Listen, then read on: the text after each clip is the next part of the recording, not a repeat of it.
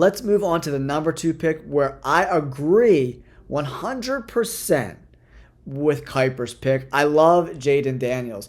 Actually, when I watch the tape, I think he has the skills to be a better pro than Caleb Williams. He does a really good job looking off defenders, and he makes the outside throws. He can throw down the seam. He can throw deep balls. He can throw the mid-range 15 to 25 yards, and he does have enough arm strength to push it down the field 40 to 50 yards. But he does a really good job. I was watching some of the tape of looking towards the flat and throwing down the corner routes. He does a really good job with the seam routes. He does really good job looking off safeties and linebackers, something that Caleb Williams really struggles to do.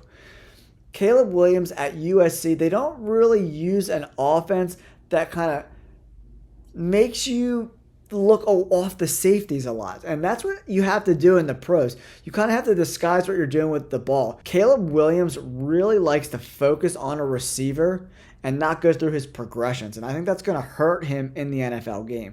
That's another reason why I think if I'm the Bears and you don't love the tape, if you're not absolutely in love with any of these top 3 quarterbacks and you don't think they can change your franchise, trade the pick, build through the trenches, get some more skill position players. There's a lot of good receivers, 2 really good receivers in this draft in the first 10 or 12 picks. So, oh man, if the Commanders can get Jayden Daniels, I think that's really good, especially with Cliff Kingsbury coming in to be the offensive coordinator. I think Dan Quinn brought in Cliff, who has worked with guys with like Kyler Murray and Patrick Mahomes. I don't think that's why they draft Drake May. If they were going to draft May, they wouldn't have brought in Kingsbury, who works with guys who are a little more fluid in the pocket.